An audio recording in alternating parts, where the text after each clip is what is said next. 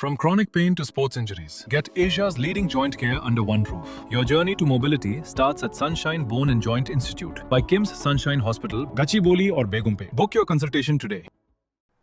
Breaking news సెమీఫైనల్లో English జట్టుకు team India భారీ టార్గెట్ సెట్ చేసింది. 20 ఓవర్లలో 7 వికెట్లు కోల్పోయిన భారత్ 253 పరుగులు చేసింది.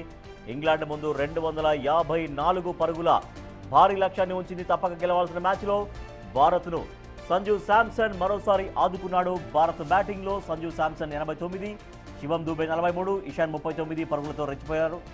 అలాగే ఆఖర్లో హార్దిక్ పాండ్యా 27, తిలక్ వర్మ 21తో రాణించడంతో టీమిండియా భారీ స్కోర్ చేసింది. ఇంగ్లాండ్ బౌలర్లలో విల్ జేక్స్, అదిల్ రషీద్ చెరో 2 వికెట్లు పడగొట్టగా జోఫ్రా ఆర్చర్ 1 వికెట్ పడగొట్టాడు.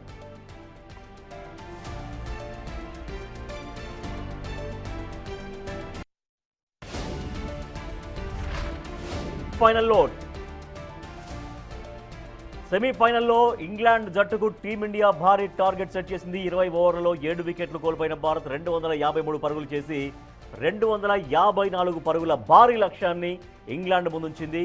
సో మరి ఇంగ్లాండ్ దీన్ని చేజ్ చేయగలుగుతుందా? ఇంగ్లాండ్ శక్తి సామర్థ్యాలు ఏ రకంగా కనిపిస్తున్నాయనే దానిపైన మరింత విశ్లేషణ అందించడం కోసం ప్రముఖ స్పోర్ట్స్ అనలిస్ట్ సుధీర్ మహావాది మనకు ఫోన్లో ఉన్నారు. సుధీర్ గారు, గుడ్ ఈవినింగ్. రాజేష్, ఎలా ఉన్నారు? యా ఫైన్ ఫైన్, మీరు బాగున్నారా? అండి, గోయింగ్ వెల్. రైట్. ఎస్, ఎలా ఉందండి మ్యాచ్? ఒక 254 పరుగుల భారీ లక్ష్యాన్ని ఇంగ్లాండ్ టీం ముందు ఉంచారు Indian players. So India team ఎట్లా పర్ఫామ్ చేసింది ఓవరాల్ గా? 253 పరుగుల కూడా పడిపోయింది.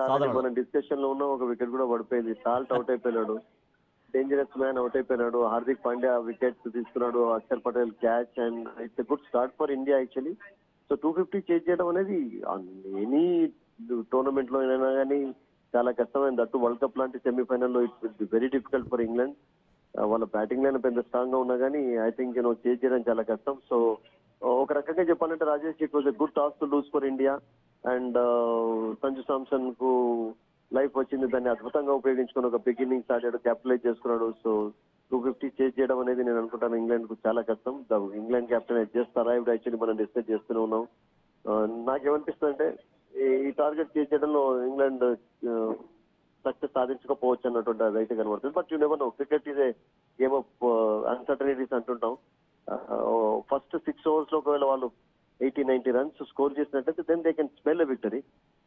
Two difficult Rajesh. అంటే సుధీర్ గారు, అంటే ఒక జనరల్ మ్యాచెస్ ఉన్నప్పుడు ఉన్న ప్రెజర్ కి సెమీస్ లో గెలిస్తే నేరుగా ఫైనల్ కి వెళ్ళేటువంటి మ్యాచ్ టైంలో ఉండే ప్రెజర్ కి డిఫరెన్స్ ఉంటుందా? ఇది గెలిస్తే ఫైనల్ కి వెళ్తాం, లేకపోతే ఇంటికే? చాలా తేడా ఉంటుంది, నో డౌట్ అబౌట్ ఇట్. ఎందుకంటే ఇప్పుడు లీగ్ మ్యాచెస్ కు తర్వాత నాకౌట్ మ్యాచెస్ కు ఉన్నటువంటి డిఫరెన్స్ దట్ సెమీఫైనల్ అంటే ఇంకా because you're just step away from the final కనుక చాలా ప్రెషర్ ఉంటుంది. అండ్ ఆ ప్రెషర్ ను హ్యాండిల్ చేయవచ్చు, ఎందుకంటే ఇంగ్లాండ్ ఆ కేపబిలిటీ ఉంది. కానీ బట్ 250 అనేది కొంచెం టూ బిగ్ అనిపిస్తుంది నాకు. మేబీ 220 లోపు 210 లోపు అయితే ఒక ఎఫర్ట్ పెట్టవచ్చు. కానీ 250 ఐ థింక్ అని వికెట్ బ్యూటిఫుల్ గా ఉంది, వికెట్ అద్భుతంగానే ఉంది.